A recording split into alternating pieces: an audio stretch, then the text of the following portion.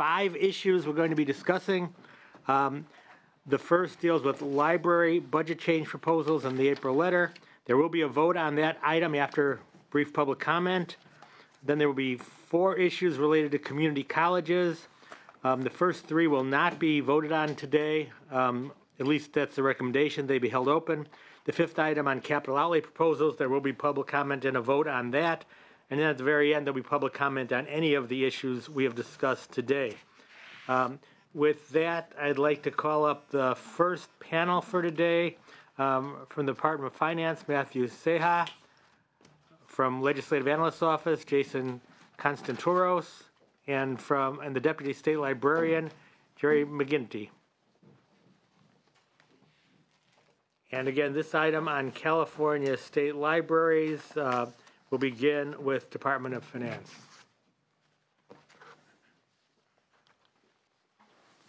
Matt Seha, Department of Finance. So as the agenda states, the governor's budget includes a proposal to establish 2.5 positions for an accounting unit within the California State Library. Now, currently, the State Library contracts with the Department of General Services Fiscal Services Unit, which is responsible for the State Library's accounting tasks. The State Library is estimated the work being done by the fiscal services was the equivalent of 2.5 positions, and the governor's budget proposes to provide authority for these positions, and the State Library may redirect its funds towards supporting them.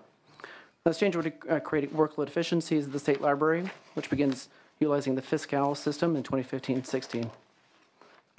Additionally, the administration has proposed to increase funding to the State Library through an April finance letter, which provides $278,000 to fund increased debt service and rent costs at the library and courts building and the library annex. Also, has requested $43,000 to fund increased technology services charges from the California Department of Technology, and the total April letter request is $321,000. I'm happy to take your questions. Thank you. Move now to LAO's office for comments on the proposal. Jason Constanturis, LAO. We take no issue with any of these proposals. Thank you. Now let's hear from the Deputy State Librarian. Yes, thank you. As you can see, it's this particular issue is getting ready for the changeover to the fiscal program, and it's just transferring money around. So it's, it will help us get into that system and get the right kind of staff that we need. Okay, thank you. Our staff have no concerns about this, so we will move to a vote. But first, there's an opportunity for public comment. Anyone wishes to come forward? Should we use that mic over there? Mike, you want to? Mr. Chair and members, Mike Dillon representing the California Library Association, not on this item, but just a quick general comment when you're acted on this one here, if I may. Okay, not on this item? Not on this item specifically. But is this our only chance to talk about library funding on the subcommittee this year? This is the one time library funding in general is going to come up? Okay. I would like to hear the comment. Sure. We'll hear the comment. The question is before or after. Before, after. Let's move to a vote first, okay. Then, Mike, if you would. Any other member of the public wish to address the committee on this item? Okay, please, staff, please read the motion and call the roll. Approve budget change proposal in April finance letter. Senator Block? Aye. Senator Allen? Aye. Senator Morlock? Okay, show that passing 2-0. We'll hold the roll open for absent members. Now public comment on general library issues. And you could have a seat if you want. Thank you. Appreciate it, Mr. Chair. Again, Mr. Chair and members, we really appreciate the opportunity. Just make very brief comments. I'll start with the comment you've heard me make before, Senator Bach, that the state funding for public libraries has been reduced 92% since 2000, 86 million down to a little less than 7.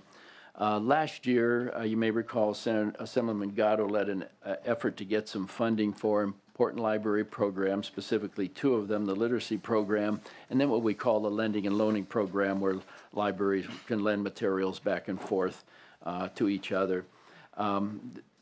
This year, the Assembly Budget Subcommittee, by the way, put in $10 million, and then subsequently Senator Leno and the Budget Conference Committee split the difference at $5 million. In the end, it was whittled down to $3 million, and unfortunately, it was one time. So this year, Assemblyman Gatto has added senators to his bipartisan group of legislators. It's now numbers 26, and again, bipartisan. So given the cuts that libraries have suffered, the request is really very modest.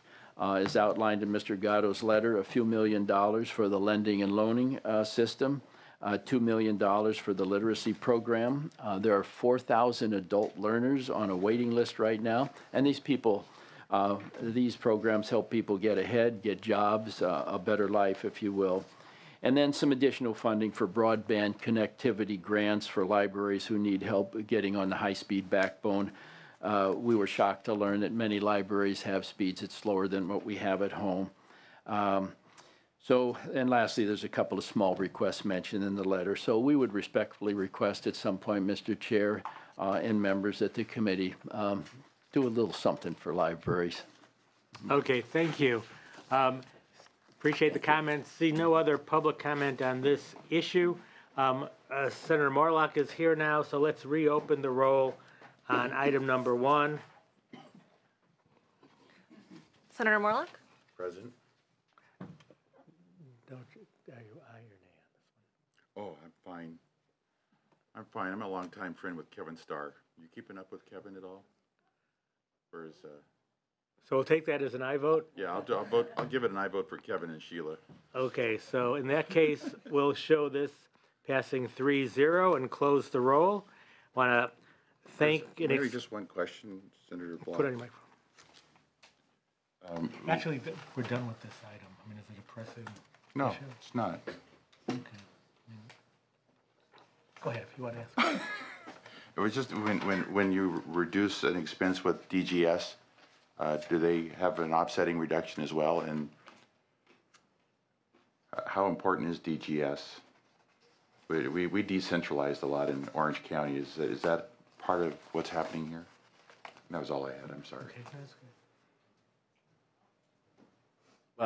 What we do is we have a contract with that service. Right. And so we're just moving that money over to do it ourselves. Are they doing anything else for you now? Other than, taking care of the buildings and things like that. I think that's the only service, and the contracts and things like that, but. Okay, so we're not trying to reduce DGS, and this is going to come up in other areas throughout the budget process. Just kind of unique in this case. Well, with regard to the proposal that we made, the libraries can basically be redirecting funding that has been appropriated primarily to general services in order for them to pay for the accounting that they do over there. So I think the expectation, the expectation for the funding is going to be redirected, so there's nothing additional required. Right. As to whether DGS is going to be reduced by the same amount of positions, I don't think that I can speak to that specifically through this proposal. Okay, thank you, Mr. Okay, Chair. thank you, Senator. With that, we will thank and excuse this panel.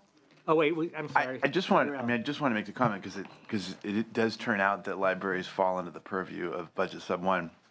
And I'm just very supportive of the efforts of Assemblymember Gatto and others. I think that, coming from my own community and seeing the incredibly important role that libraries played in conjunction with our school system, I think that libraries have been really shortchanged in the context of the recent budget battles. And I just wanted to sort of express my support for the comments made by the gentleman just now about the importance of libraries and making sure that the governor doesn't forget them. As in the context of negotiations. So whatever I can do to lend my support and help on that effort, I'd like to just make that very clear. Thank you, Senator. Any further comments or questions for this panel? Hearing none, I'd like to excuse and thank this panel and call up our panel on issue number 2, community college enrollment growth. Panelists are Keith Nizam from the Department of Finance, Judy Hyman from the LAO, and Dan Troy from the California Community College Chancellor's Office.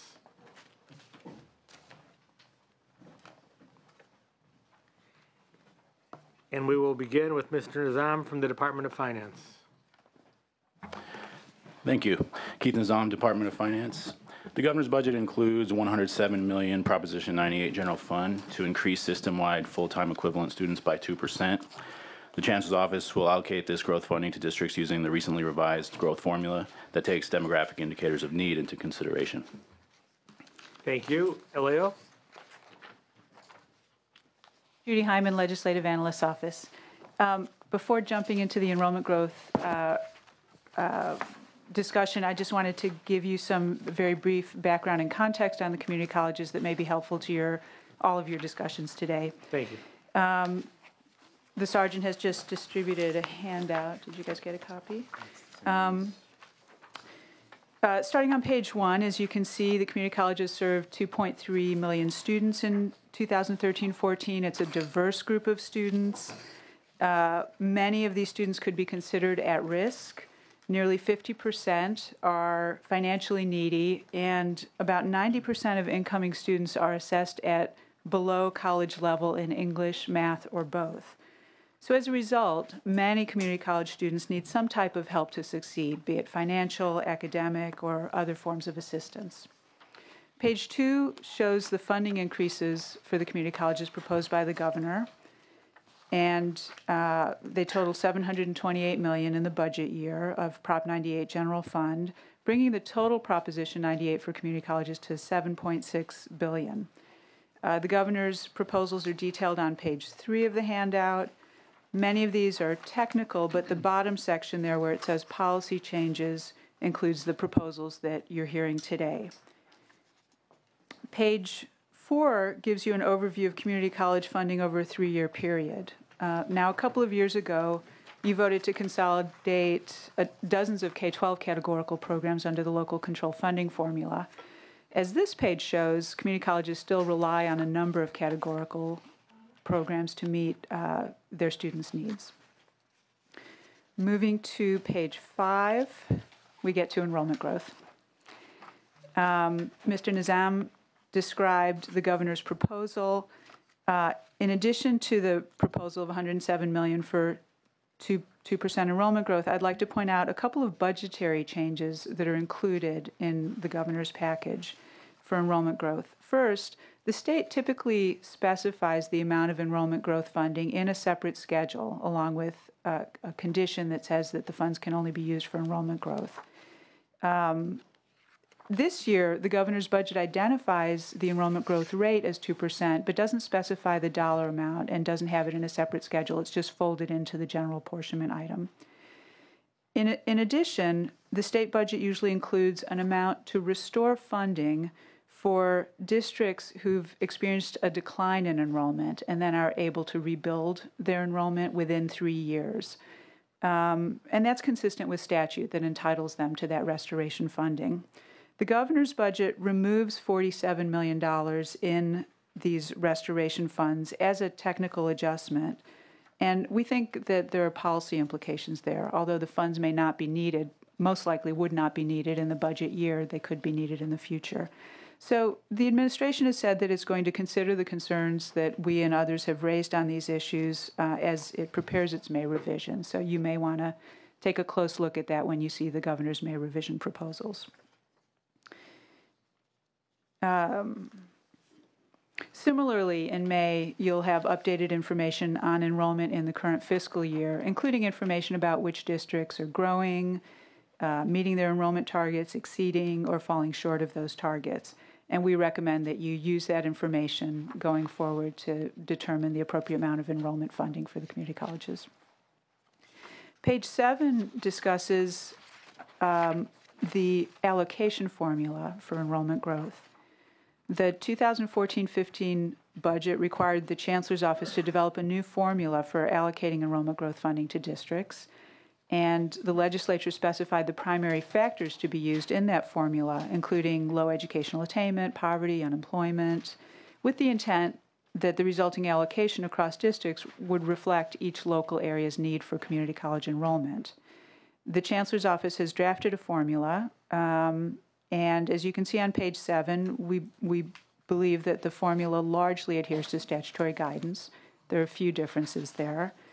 The formula tries to balance 3 concepts: need for enrollment as measured by the statutory factors, demand for enrollment as measured by districts' recent enrollment growth trends, and stability, that is, avoiding large sudden changes in allocations across districts. The formula gives the highest weight to demand as opposed to need, which is what the statute calls for. But as a transition measure, we think that's not unreasonable. It will help ensure that the enrollment growth funds can be used, fully utilized. Over time, however, we would recommend shifting the weights in the formula so that need becomes the primary factor driving the allocation of funds. And to that end, we'd recommend that you direct the Chancellor's Office to develop a transition plan and timeline for seeing that happen. And the timeline would allow for districts that have perhaps high need but not high demand to work with their local communities and better attune what they're doing to the needs in the community, perhaps with the help of the student equity plans that you'll hear about later, so that they can develop the demand commensurate with the need. Okay, thank you. Does that conclude the presentation? Yes, it does. Okay, let's move to community colleges, and if you could respond in addition to whatever else you might have, Ms. Troy, to the LAO's recommendations. I can, thank you. I'm Dan Troy. I'm the Vice Chancellor for Fiscal Policy at the California Community College Chancellor's Office. Pleasure to be with you today. First, and broadly, I'd like to thank the Governor for his January proposal. Not only were the revenues, I think, a breath of fresh air after some of the recent cuts we've had during the Great Recession, but we definitely appreciate the Governor's willingness to reach out to our board and our office, our community, to look at the factors that are important to our system going forward. It's been very important for our board to promote access and student success, and certainly this budget makes great headway in that regard. So we're appreciative of Finance's willingness to listen to the board's priorities in that regard. We think we're very supportive of the issues on the item on the agenda today. In terms of the growth funding, we agree with much of what the LEO and Finance has already said. We think proposed 2% enrollment growth in the budget year looks to be about, I would say, about a minimum for the system. Enrollment information we have so far in this year, partway through the year, shows that colleges are achieving about 1.9% growth.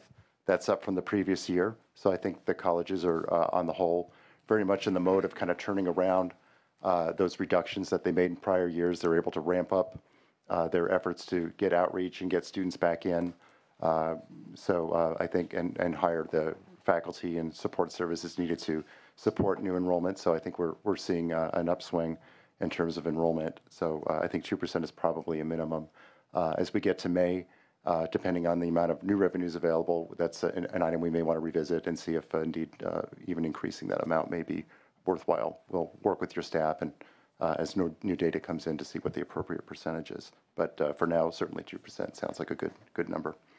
In terms of some of the LEO's recommendations, first off, we're very appreciative of the issue that Ms. Hyman brought up in regard to Finance not funding restoration in our system. That's the 3-year issue she's speaking about. That's a statutory commitment to fund those districts. If they decline in 1 year, they have 3 years to get their enrollments back to where they were at their high watermark. We are required to fund them. So if that is not accounted for in our base, that can result in a deficit throughout the system. And I think in a good budget year, we certainly want to fully fund our base and not build new programs on top of deficits. So we're working with the Department of Finance on their May revision proposal, and hopefully we can iron that out by May revision. In terms of the growth formula, we've worked with ledge staff and finance as well as stakeholders in our system on coming up with a proposal that I think does meet the statutory requirements. In terms of the phase-in over time that Ms. Hyman suggests, I think we're certainly open to that discussion, but I think what I would suggest is that we all have a commitment to look at the data over time to see if it is indeed the fact that looking at these need factors and emphasizing that in the growth formula does indeed bring in new enrollment. I would say that that is a hypothesis that by channeling more growth funds to those districts that somehow the students will come.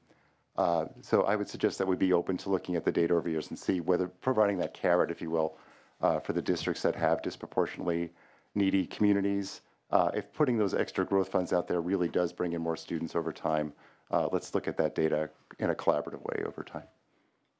Okay, thank you. Any questions or comments from members of the committee of this panel? Mr. Morlock. Mr. Troy, just a few quick questions. On page 5, you have your total expenditures in the $7 to $8 billion range. I'm curious, what is personal services? Is that? That is our support budget. So that is the Chancellor's Office budget as opposed to local assistance. So personnel, I mean, how is that term used or selected? Staffing. So should it be personnel? Is it a typo or is it? No, I think that's a reasonable approach. Okay. Yeah. And then operating expenses is just for your offices? Yes. And you have 163 people working for you somewhere here in Sacramento? Is that what the Yeah, that's positions? right. Okay, great. And then how do the community colleges, what kind of metrics do you use to measure your performance? You know, we've had UC and CSU tell us their graduation rates, and how do you measure what you're doing, and how does it compare to other similar systems in other states? Yeah, I'd say we're a very data-rich system. I think we're very fortunate in that regard to have very good MIS tracking of student outcomes and performances. We have a scorecard that is a measurement for every college on key factors of performance, such as degrees and certificates as well. We as making certain momentum points. What's our retention rates? How have students made progress in terms of completing 30 units, et cetera? So that's public on every district's website. So their performance is transparent to their community, and that provides accountability at the local level. So those are some of the metrics we look at, and we put out a report each year, generally around January or February, that sums up the progress of the system. So I think we're a very accountable system. We have some of the best data I think you'll find anywhere in the country. Thank you. Thank you, Mr. Chair. Thank you, Senator Morlock. One question I have, this is for Department of Finance primarily. The administration is supporting enrollment growth for community colleges. We've talked about that. But there doesn't seem to be any, and this was pointed out by staff in the agenda, there doesn't seem to be any enrollment growth directed money, targeted money for CSU or UC. Now, if enrollment grows at the community colleges, but not at CSU and UC, does that create a problem for where the students go once they finish their 2 years?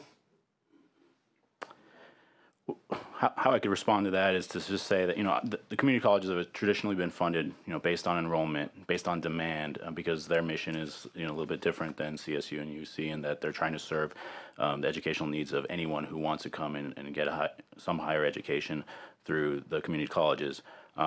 In terms of capacity at UC or CSU, I would have to defer to my colleagues at finance who have that assignment, but certainly our intention is to serve as many community college students as possible through the funding that's available through Prop 98. And I have no quarrel with the community college funding for enrollment growth. I wonder if CSU and UC, as part of their funding, there should be some enrollment targets as well, which I don't think we've seen. Just otherwise, you end up with people getting their 2-year degree and finding the door shut in terms of public education once they finish the 2 years. Okay, well, maybe we'll talk about that at the meeting after the May revise. We see how much money there might be for growth in the community colleges. Okay, any other questions on this item? If not, I would thank and dismiss this panel, except you're all back on the next panel. So I'll just thank you, and I won't dismiss you. And we'll now move to issue number 3, which is the base allocation increase. And we'll again start with Department of Finance, Mr. Nizam. Thank you. So as a part of the $3.3 billion Proposition 98 general fund apportionment funding, the governor's budget includes $125 million in recognition of increased operating expenses in the areas of facilities, retirement benefits, professional development, full-time faculty, and other general expenses. The Chancellor's Office would modify the apportionment formula to distribute this new available funding. LAO? Judy Hyman. Mr. Nizam mentioned the 125 million general augmentation. In addition, there's 170 million in unallocated Proposition 98 funds in the apportionment budget, which the administration indicated it would, at the May revision, present a proposal for how those funds would be used. And then, of course, there's also a $92 million cost of living adjustment. So altogether, there's quite a bit of additional funding. And we recommend that you consider how best to use the full, at least 295 million, the 125 and the 170, in currently unallocated Proposition 98 funds. And you may find that there are more such funds upon the May revision. The administration has suggested several purposes that colleges could use these funds for, such as helping fund districts' retirement cost increases and helping to reduce deferred maintenance needs, but allows the colleges to use the funds for any purpose. You could designate funding for these purposes or for other legislative priorities, and you could consider increases for either ongoing or one-time costs. One-time initiatives such as providing instructional equipment or reducing deferred maintenance would reduce the need to cut ongoing programs when the economy takes a downturn. But we recommend that you consider the whole package of available unallocated funds and think about how you might want to direct that. Okay, thank you. Community colleges, Mr. Troy. Yes, thank you, Mr. Chair. This allocation is very important to our colleges. This is something that they've been lobbying our office to support for several years. If you look back into the Great Recession, our system went 5 years without COLAs. So over that time, we calculate that that's roughly a 16% loss of purchasing power for our colleges, while other costs continue to go up, utility costs, healthcare costs. We have ACA costs coming up. And again, if you look to the future, the increase in the STRS and PERS rates are, when fully implemented, we estimate are going to cost our colleges an additional $400 million annually, which is, to put that in some perspective, that's more than 4 times what the COLA amount is proposed in this year's budget to be. So colleges are clearly going to need to have their budgets shaped to have discretionary resources to meet some of those commitments. So we see this as a good first installment of giving districts new discretionary funding so they can meet some of those cost obligations that are on the horizon. Thank you. Questions for this panel on this issue? Just one question for me. The about 10.9% or close to 11% of Prop 98 money that goes to community colleges, we anticipate then that the same will hold true for the surplus we're looking at. It'll be about 11% of both one-time money and continuing funding going to community colleges versus K-12 schools? Mr. Chair, you can go even higher if you'd like. What do we hear from finance about that? So, yeah, certainly the Prop 98 calculation includes that traditionally, that ratio, and that would likely be a similar ratio moving forward depending on whatever the revenues are. No reason to expect it to be anything different for the additional funding. Nothing that I could add on that, yeah. Good. Leo on that? Okay. Nothing to add. All right. Then let's move on if there are no further questions on item number 3, which again, we're holding open. I mean, it's a very important issue, of course, space allocation. We're hoping there's more money, and we anticipate there will be. So we'll hold that vote open until after the May revise. Moving now to issue number 4. Again, the panel stays the same, but the topic is different. We're now talking about student success and equity programs. And again, we'll start with finance. Thank you. So as a part of the administration's continued priority to improve community college student outcomes through targeted but flexible funding, the governor's budget provides an increase of $200 million for this purpose. Specifically, this includes $100 million to increase orientation, assessment, placement, counseling, and other education planning services within the Student Success and Support Program, an additional $100 million within the student equity plan process to improve access and achievement for underrepresented student groups.